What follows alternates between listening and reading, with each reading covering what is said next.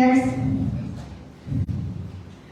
we call on our own Minister Samuel TWEAH, Minister of Finance and Development, for the launch of our very RTC and to welcome the program.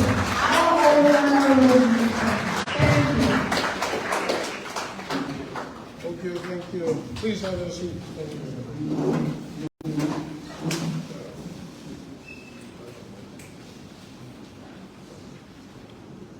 President Elliott, the first female president of the Federation of Liberian Youth, first president to be announced at the State of the Nation by any president of the Republic of Liberia.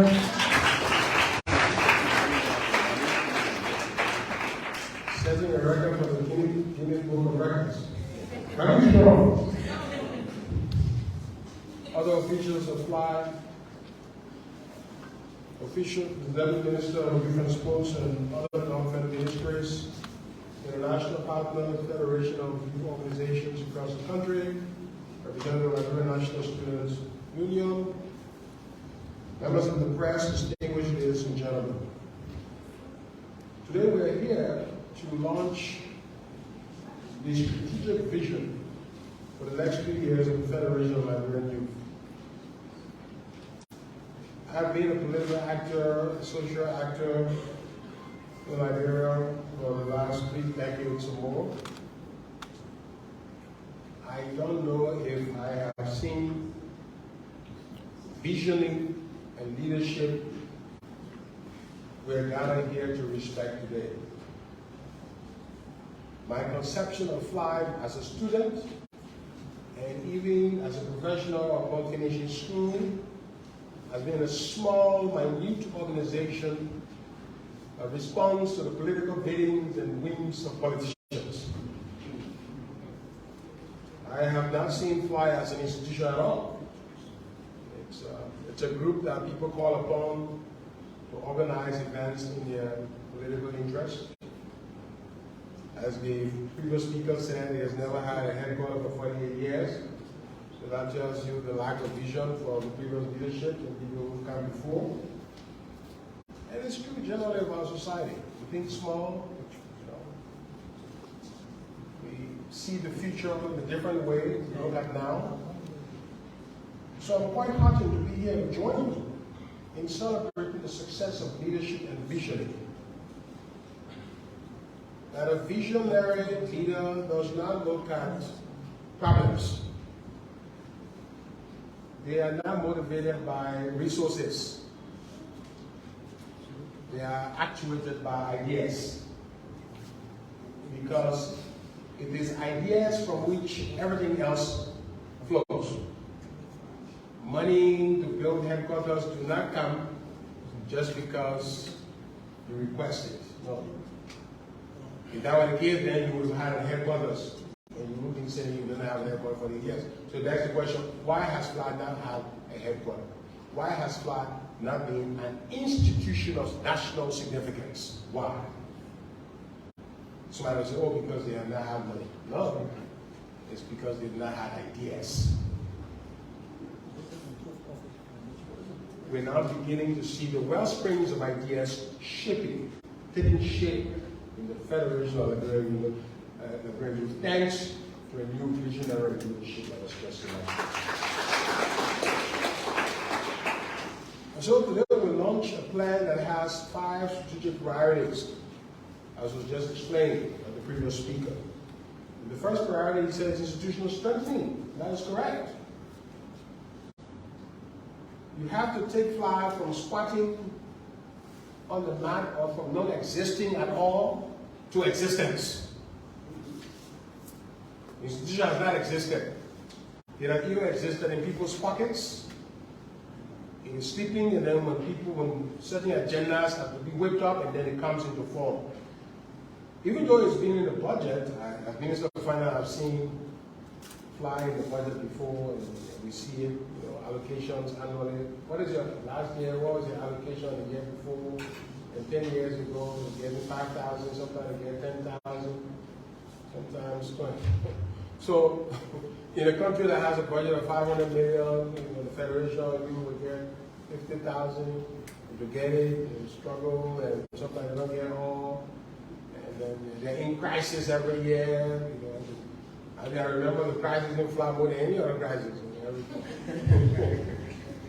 Country mining, political crisis, flies, crisis of leadership, and all of that. So it has not been an institution. We're glad to begin to launch it today to be an institution. What is an institution?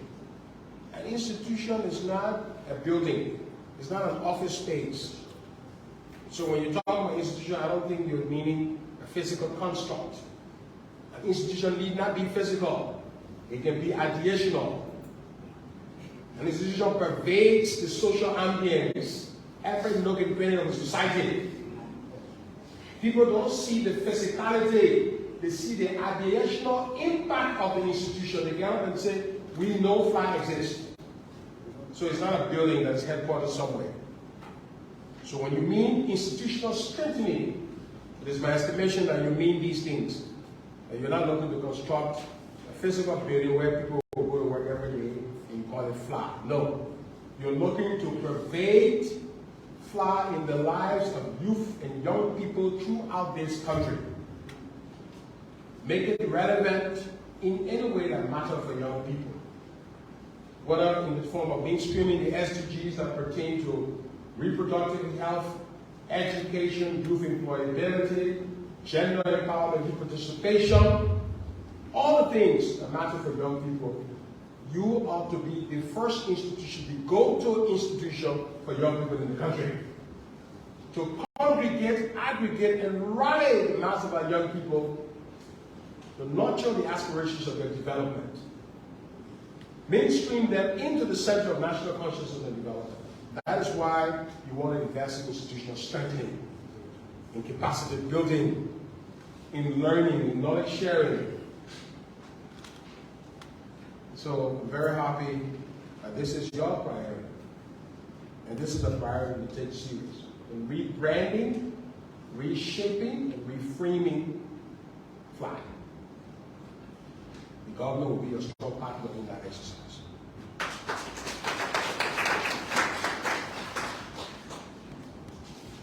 Youth political participation and election security. What is the consciousness of the Liberian youth? Who is a Liberian youth? When you ask the question, what is fundamental, what is quintessential about a Liberian youth? What is the answer one gets? What is the image of a Liberian youth? Is a Liberian youth an individual that aspires to something bigger, that takes education as the #1 priority,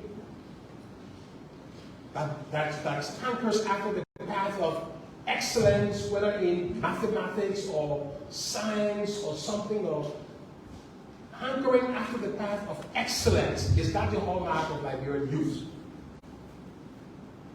Or do we pander to misinformation and propaganda, falling to the whims and caprices of misguided individuals in our society? What image do we want the world to know about Liberian youth? Who are we? Who's responsible for framing that architecture of Liberian youth? Who? Is it the government? Is it the society? Is it FLY? Is it political parties? Is it all of them? Who bears the ultimate responsibility? Or is it the youth themselves? But if it's supposed to be the youth themselves that bear the responsibility, who bend the arc of that architecture? Who inspires and motivates them? Who guides, sets the guidelines for our young people? What type of political participation do we seek? An enlightening one or an unenlightening one? Where a politician comes and makes a statement and the youth is not able to even verify the authenticity or the veracity of the statement, and the youth believes the statement and goes on to act and causes damage in the society, issuing from that misstatement made by a politician. Is that the youth we need? We have? youth who do not question their leaders, who request support on the basis of ideology. We don't want that. We want politicized young people in our country. We're young people who are anchored after the truth, the objective essence of the truth, and we live by it. Whether it's truth emanating from the government, it's truth emanating from the government. We want young people to inaugurate the reign of truth, facts, veracity in public discourse. This country can go back to crisis because of misinformation. So we have the responsibility to enlighten our young people, to be the ambassadors of accurate information, to be the managers of public discourse. Because you see, public discourse, young people playing a large role in public discourse. At our tire shops, at community centers, the whole discourse. What are they talking about? What do they know they are talking about? So, in one of your priority areas, which is policy and research, you're challenged already. You're challenged to be able to provide research and information about the development of the country that informs the discourse and young people participating, their social well-being, their political wellness, so that our tire shops can move to a new level because of FLY. You re-engineer the tapestry and the whole organization of public discourse in the country because of this thing called political participation. Why are many young girls not participating in elections? Why do we not see many young leaders aspiring, young female leaders aspiring to higher? Why? Why, after 48 years, do we have one female trying to head FLY? Why? What is wrong with the society? Do we have many females who cannot speak English in the country? Are females deficient in their education? What is holding them back? Even in the national legislature, why we do not see many young girls aspiring, running, challenging? Wow, what is the place of a young woman? The place of a young woman is to be equal as a young man or even greater. Why? Your challenge now in youth participation is to place young girls and women ahead of the men. And the government will be taking keen interest in that. Because we know the more we educate our women, the more we place them in positions of authority, the better our society will be. And so FLY is challenged. In its agenda, fostering youth participation, we want you to prioritize the participation of young women. To follow their education. When we come to some of the SDGs on environmental, you know, 50% of every girl that enters school from grade 1 to grade 6 will drop out before the grade age of 6 or before grade 6. That's an alarming statistic.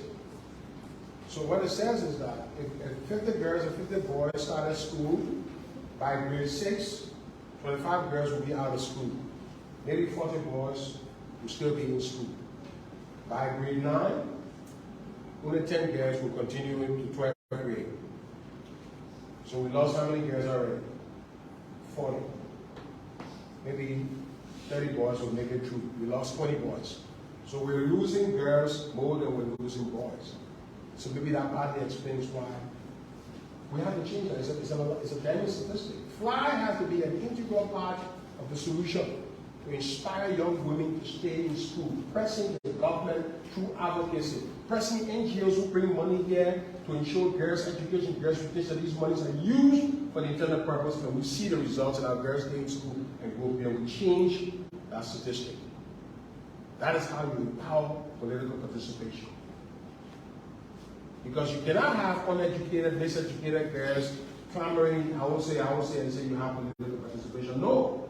Political participation begins and obtrudes beyond the formative education of an individual. The quality of education they imbibe from K to 12, beyond, will inspire the kind of participation we have. If they have deficient learning, their participation will also be deficient. No question. And so we have a lot of work to do in this thing that we're launching here. And so I'm not focusing on the resources. I will not focus on resources here, because that's what we do in the country. We need to focus on the things that we need to do. And the things that you need to do, if you understand them well, if you plan them well, they will bring and generate resources. Resource is the consequence. It is not the precedent.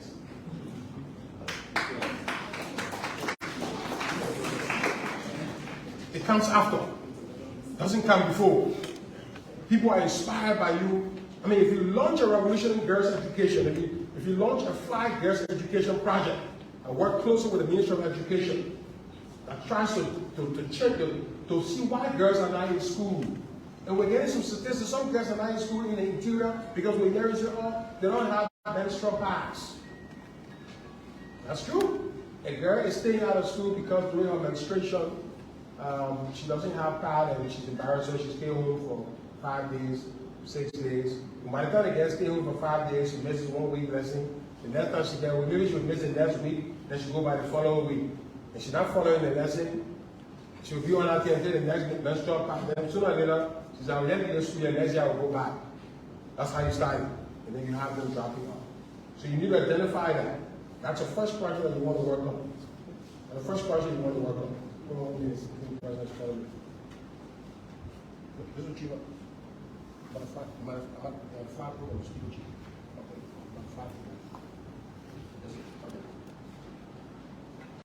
Sorry, my boss was calling me. Okay, so girls, so you identify those kinds of projects. You say you don't want any girl to stay out of school because of her menstruation. No, menstruation is a natural fact of life, feature of life. People are going to not be educated because of that. That country has a problem. The government should ensure it never happens. But the government needs advocates and people at the level working with the Ministry of Different School Education to make that happen. You take on that challenge. Girls should be masters of mathematics and science. Why our girls are doing sociology? Why they only want to, I said, management, public administration? Why won't the girls go do electrical engineering? Why are girls not doing, physics and mathematics? Who says so? I never know. I've been doing sociology major and management minor. We gotta end that combination. Yeah, all the universities. Everybody doing sociology, everybody doing management. What are these things? Girls need to do economics, girls need to do chemistry, biology. In America right now, the crisis in American education is the fact that boys are falling behind girls. And that boys are doing well in math and science, girls are doing well in math and science than boys. That is the crisis in American education now. The crisis is that why boys are not finishing school. Girls are out-competing boys. If girls can out-compete boys in the United States, they can out-compete boys in Liberia. And let FLY be a conduit for that happening. In partnership with USAID, with the World Bank, with the government, with the EU, and with everybody. I'm expatiating on these things so that you know that you're not just launching a paper here. You mean something. I hope you know what you wrote here. I hope you understood what you wrote for us to launch for 3 years. And you're not just saying, oh, they're going to put these catchphrases together, these buzzwords, the minister will be inspired by them, and the government will let them, and they will be out. No! You have to have staff and youth across the country who are emboldened and empowered to do this work. Because the government is looking for partners to do this work. Government workers alone can make it. There are 5 million people. We need partnership at all levels of the community. The government is interested in establishing community development centers in every district, where students after school go and do math and science and reading, where girls can learn computer, where they can master stuff. Mastery has to be the art that we go after in the country. Superficiality cannot do it. We're living in a country where superficial, Dr. Sawyer, the late Dr. Sawyer spoke to me when I was a valedictorian of Winfield stuff like that. He said, mastery of subjects is not achievable by mere superficiality of knowledge. I remember those lines from the great old man, one of the brightest intellectuals that ever lived in this country. I remember those words. He said, mastery of subjects is not achievable by superficiality of knowledge. You won't understand deep things, you don't start at the middle level. No. You go and master it. And so, TWEAH, as an institution, work with schools and communities to ensure mastery of subjects. And anything, whether it's in TVET education, let young people gain the mastery. So when people are laying bricks, the bricks can be straight. The thing we say now is that when the Liberian mason people lay the brick, the concrete is slanting. When the people from Ivory Coast and Ghana can, it is straight. Why? Why? Why are we developing a reputation that our construction workers are not accurate, or they do not master, and we try to go and bring Ghanaians, you know, to do the laying, and even this thing. When I started building my house, the wall was like, oh no, I started sending people, we got to bring the bit, because the measurement is never precise, we're sending people to do it. Why? Why somebody who's laying this part will not master it so that he or she will be the only one that everybody will come after, and the business request will be so much that they will continue to expand and build jobs for other people because they demand too much because they're good. So this is mastery leading to employment. You spend 3 years in TVET, you don't master the thing, nobody wants to hire you, and then at the end of the day, you take the skill, you drop it, you go on the street, you become something, and you get into drug. That's a problem. You have to be concerned about that. The quality of TVET education. What are people learning in TVET institutions? Are students inspired enough to master these things? Do they have the right curriculum? Do they have the right material? Pressure the government. Look, the machines you're ordering are deficient, so it's on. That's the work that TWEAH has to do. Not to go yet behind politicians and say, oh, no. No, that was the old TWEAH. We're now inaugurating here a new TWEAH inspired by visioning. So I'm very delighted to be here to share this day with you, to launch this strategic 3-year plan. And I can assure you that the government of President Dr. George Manneh, who recognized the first female TWEAH president at the State of the Nation of the Press, who reminded me of a text that I have to come here to launch this program. And you probably was calling me to say, well, I'm already here. I'm just guessing, but yeah. But the president takes interest in the young people of this country. And that's why he said, look, during my State of the Nation, I will ensure that people see what change means. I came to run for the presidency of Liberia. I wanted change for the country. And you see what I'm doing. People are inspired by the change the president is bringing to our economy. Today, Liberia is the macroeconomic exception.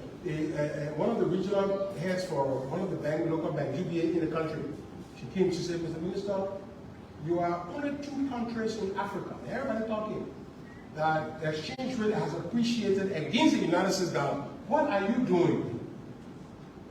She said Liberia and what's the other country? I can't remember the other one.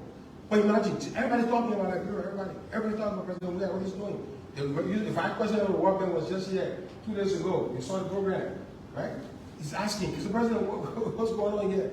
Liberia is in the news. Liberia, at board meetings and when banks are reviewing their numbers, everybody's saying Liberia is stable. Liberia, what's going on? Liberia took some tough decisions early on under the inspiration of President Dr. George Manneh. That's change. That's change management. You go, you see a fraught system, a broken system, you enter it and you inspire policies that coerce change. That's what the president did. That's what we did. Nothing, no magic went away. Same challenge you have. A broken flag with no headquarters, no institutional presence, squatting on a mat, even below the, I don't know what it all matters, below the floor or whatever, is nothing. You have challenged yourself, say we will launch a strategic plan. We partner with the government, President Weah, and we will ensure that fly makes its mark felt. It is only up to us. That's inspiring. It is not the government that will do it for you. It is not the NGOs that will do it for you. It is you that will do it for you. So you say the motto, up to us. That's inspiring. That's uplifting. Up to you. You set the limits of your ascent. If you want your limit to be here, you will set it. If you wanted to go through this roof, you will set it there. You will inspire a new generation of young men and women around this country to get up in the morning and go to school and be masters of their own destiny, knowing that they are responsible. No man, no power, no government is responsible for any human being. To a certain age, mom and papa is responsible for the kids. By the time you start gaining consciousness, you have to drive yourself. You have to be responsible for your own destiny. All of us, many of us came from nowhere. At the end of the day, we end up different places. Why? Because of our own individual responsibilities.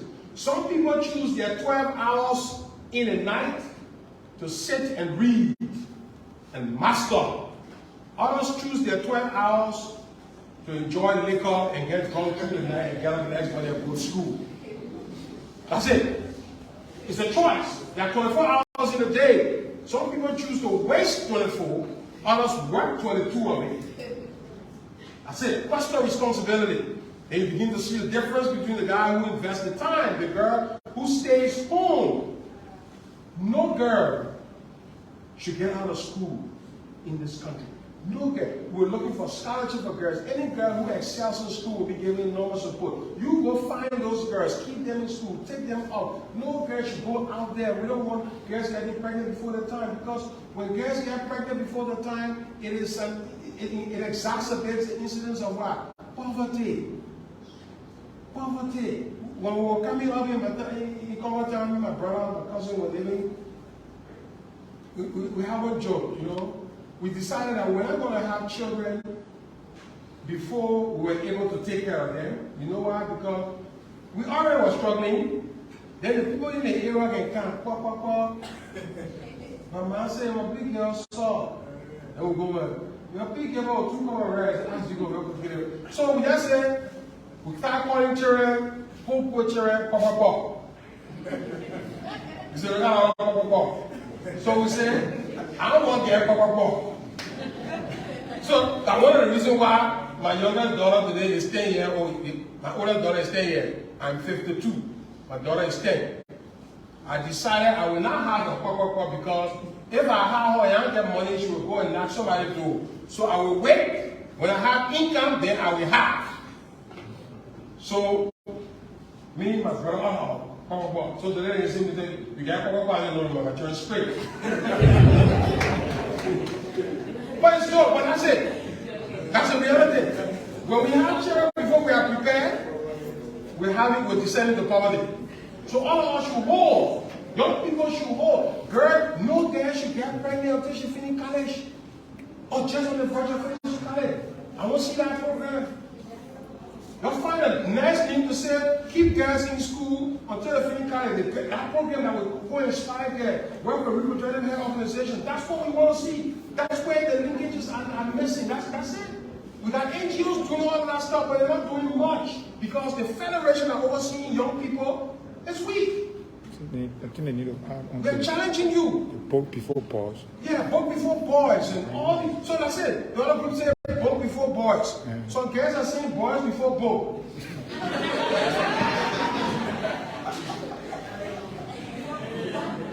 I spent real down girls because I where the program is. That's it. Book before boys. Y'all launch those programs. Reading. Today nobody reads at all in Liberia. People are not reading. You don't go to libraries. You don't go to buy books. I mean, when I meet Happy Sham, sometimes I go and I see bookstore. I kept buying books. One of my friends, you want to bring a book. He said, you ain't got time to read. I said, just tell them, boy, I just like it. Just, I eat some see, I realize I'm happy. Yeah. No, people don't read. He said, how many the whole last time anybody read a novel? Anybody read something, a magazine, Newsweek, Time magazine? I mean, I used to find these things My sister came from America one time, and she had things, all kind of beautiful things from America in 1986. She's a professor at Penn State, at TWEAH, Dr. Patricia Wesley. Her things, she brought things in 1986. I used to go take care of my niece, my nieces and nephew. So she had books. And then when she would go to work, I would go in the back and see the Newsweek and the Time magazine start organized. I would tell Tommy, I take about 10, I go and hide it somewhere, then I come. When she come over, I go and carry it. I carry about 6 cartoons or one magazines. I'm telling you, the woman has shoes, they get something, they got things in for the house. The people get things to carry. I carry so top because I'm looking for Henry Kissinger. So I just check the magazine, okay, Henry Kissinger's article inside Newsweek. I see all of them. Until today, I mastered all Henry Kissinger. Everything Henry Kissinger wrote from 1975 Newsweek, I read everything. And me and my brother literally used to read the thing without looking at the magazine.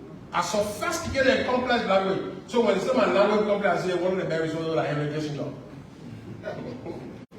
That's it. So the love of book and learning can lead to mastery. And that's what we have to inspire in this generation. Because nobody reading again. So we need reading clubs. Why? We need to set up book clubs, reading clubs, libraries, after school, the next session. We want to spend time to inspire the youth generation. To get successful requires work. There is a perception that to be successful is only about luck. It's not true. That you have to be lucky to be successful. So you probably don't want to spend a lot of time wasting your time in school. You will get some kind of chance. That's not true. Most people in the world are successful because of effort they put into their lives. So we should disabuse ourselves to believe that if we don't put the time in school, in TWEAH, in whatever thing we learn to master it will be hard for us to be successful or good. That is what we need to foster in our young generation. And when we partner in that consciousness, as we launch this thing today, we stand with you to avail the necessary resources to make this happen because we are inspired that you are going to do the work to ensure the transformation that is needed in the youth space in our country. Thank you. I hereby declare this strategic plan launched as the guardrail for transforming the consciousness of the young people of Liberia under the auspices of the Federation of Liberian Youth, under its new dynamic leadership scared as the first female president, illustrious fly president, who's going to take fly leadership through the roof. Thank you. So, folks, that was the voice of Minister Samuel D. TWEAH.